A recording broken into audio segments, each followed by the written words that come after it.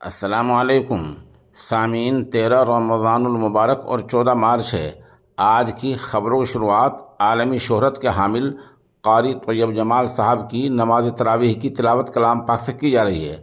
माशाल्लाह, आप मस्जिद कादिरपेट वानमबाड़ी मद्रास में नमाज तरावीह अदा करा रहे हैं।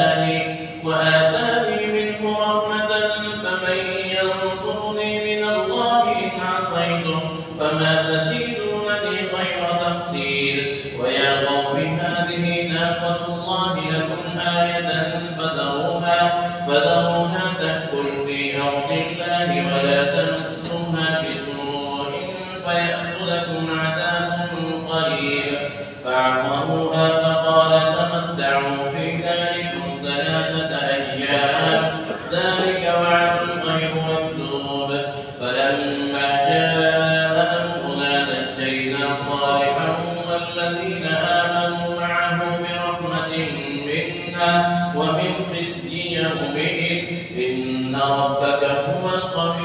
عزيز وأخذ الذين ظلموا الصيحة فأصبحوا في ديارهم جاثمين كأن لم يغنوا فيها ألا